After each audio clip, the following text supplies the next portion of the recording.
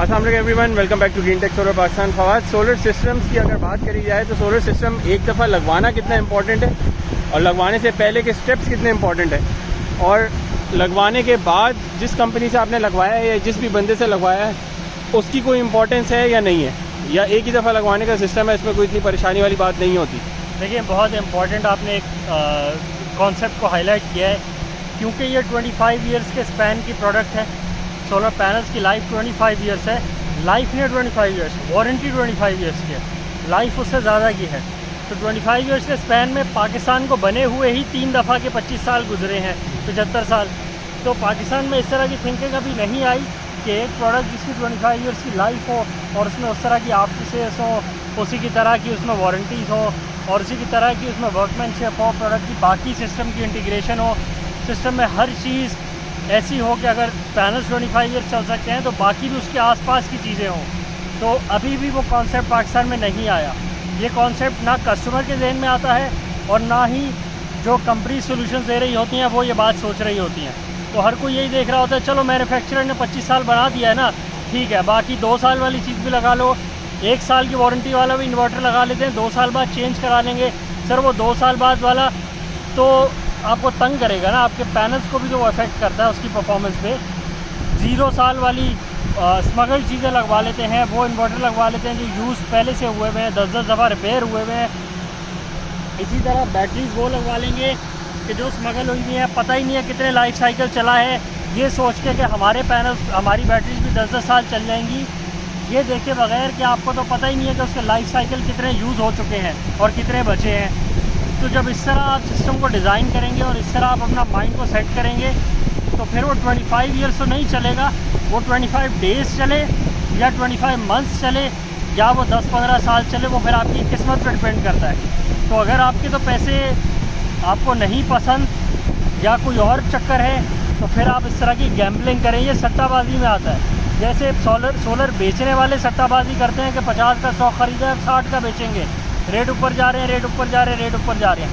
तो आप भी सट्टाबाजी करना चाहते हैं एज एन एंड कंज्यूमर कि आपने जो सिस्टम लगवाया है वो आपके लिए चले या ना चले, आपको इसी सट्टे में मज़ा आता है तो आप भी कर सकते हैं। बाकी जेन्युइन तरीका तो यही है कि जब चीज़ें चूज़ करें, जब चीज़ें डिज़ाइन करवाएं तो वो A1 एक क्वालिटी की हो, सारी चीज़ों की प्रॉपर टेस्टिंग रिपोर्ट्स हो, वेरिफिकेशंस हो, तो उसके बाद ही उसके चलने के चांसेस बन सकते हैं।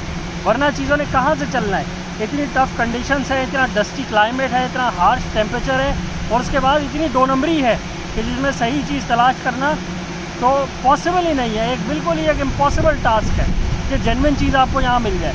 ब्रांड न्यू पैलेट्स खोले जा रहे हैं और उसके अंदर से सी ग्रेड का सामान निकल रहा है, ये हालात चल रहे हैं जिनकी सारी टेस्टिंग रिपोर्ट्स मौजूद हैं। तो फिर ऐसे में एज एंड कंज्यूमर आप अपने आप को कैसे प्रोटेक्ट करेंगे, ये फिर आपने बहुत विजिलेंट रहना है। कुछ और ऐड करेंगे आप? दूसरा मुझे बताएं, बिजली भी 7 रुपये बढ़ रही है, उसका क्या इम्पैक्ट आएगा इंडस्ट्रियल कस्टमर पे?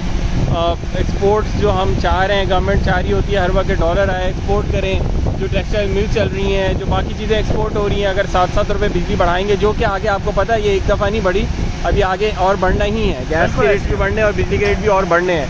तो 100 रुपये का जो इनका पुराना टारगेट था पिछले साल का, वो वहाँ तक इन्होंने बड़ी जल्दी पहुँच जाना है। तो ऐसे में कैसे चलेगी एक्सपोर्ट इंडस्ट्री, कैसे आपका कर्जा उतरेगा, ये जाएगी किस तरफ बात? देखिए, 100 रुपये का टारगेट की तो अब हैसियत ही नहीं रह गई ना। 100 रुपये तो ये अभी रीच कर जाएगा, 100 रुपये की वैल्यू निकालें तो वो बची ही नहीं है। तो 100 रुपये बिजली तो अभी चली जाएगी। गैस के रेट 108-10 मरतबा बढ़ा चुके हैं, कभी 200% बढ़ते हैं, कभी 50% बढ़ते हैं। तो टोटल कंपेयर करेंगे तो 1000-1200% बढ़ चुके हैं अगर आप 3 साल 4 साल पहले से कंपेयर करते हैं। तो एज एन एंड यूज़र, अगर आप रेजिडेंशियल कंज्यूमर हैं तो घर का बजट आपका आउट हो चुका होगा। कमर्शियल एंटिटी हैं तो प्रॉफिट श्रिंक होके नेगेटिव में चले जा चुके होंगे वर्स्ट कम वर्स्ट में, और अगर ज़्यादा अच्छे चल रहे हैं तो आप 0-0 पे खड़े हुए हैं क्योंकि सेल्स भी इम्पैक्टेड हैं, सेल्स भी डाउन है। और अगर आप इंडस्ट्रियल कंज्यूमर हैं तो फिर तो आपके बिल्कुल बजट टाइट हुआ होगा, क्योंकि आपकी प्रोडक्शन की साइकिल इतनी बड़ी होती है, उसमें इतनी वॉल्यूम होती है कि अगर उसमें ज़रा सा भी इम्पैक्ट आए तो बहुत ज़्यादा नेगेटिव में चले जाते हैं। और ऑन दी अदर हैंड अगर ज़्यादा प्रॉफिट बच रहा हो तो फिर अच्छा प्रॉफिट भी बच जाता है क्योंकि वॉल्यूम में काम हो रहा होता है। तो 2 ही ऑप्शन बचते हैं लोगों के पास महंगी बिजली होने के बाद, या तो वो चीज़ें बंद कर दें और अपनी कंजम्पशन ख़त्म कर दें, जो कि वायबल ऑप्शन नहीं है।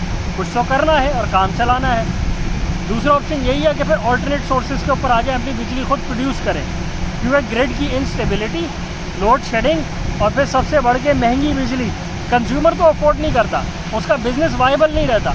ये पता नहीं है बनाना कैसे वाइबल रहता है मुल्क को कि हम 100 रुपये का यूनिट बनाएं और बेचें 50 रुपये का। ये पता नहीं इस मुल्क में ये कैसे तय होता है कि हम 150 वाला यूनिट 70 में बेच आते हैं और फिर साल बाद बोल देंगे कि पिछले साल की एडजस्टमेंट करने के लिए फ्यूल एडजस्टमेंट लगाई है, और उसके साथ साथ सर्कुलर डेट हमारा आसमान पे चढ़ जाएगा जो हमसे दिया नहीं जाएगा। तो एक बिज़नेस ओनर को तो समझ आ जाती है महीने की साइकिल में ही मैक्स कि कुछ बचा या नहीं बचा, लेकिन इस मुल्क का जो बिजली का निज़ाम है उसमें पता नहीं इनको समझ क्यों नहीं आती। साल बाद भी समझ नहीं आती कि पिछले साल की बिजली प्रॉफिट में बेची, लॉस में बेची या 0-0 में बेची। तो अगर आप भी इस बिजली के निज़ाम के साथ जुड़े रहेंगे तो आपकी फैक्ट्री का भी यही हाल होगा। आपको भी साल बाद पता लगेगा कि पिछला सारा साल नुकसान में था या पिछला सारा साल प्रॉफिट में था। तो फिर आप भी इससे दूर हो जाएं और अपनी बिजली खुद प्रोड्यूस करें, ताकि आपके जो मसाइल हैं वो कम से कम हो और आप अपने कामों पे ध्यान दें, बजाय इसकी कि जो आपके पूरे बिज़नेस का एक इनपुट है रॉ मटेरियल वो है बिजली, आप बस उसी में मगज़ खपाई करते रहें और उसका कोई हल ना निकल पाए क्योंकि आप स्टेट के साथ जुड़े हुए हैं। रैप अप करें। बिल्कुल, चैनल को लाइक करें, सब्सक्राइब करें, ज़्यादा से शेयर करें, कमेंट्स अपनी राय का इज़हार करें।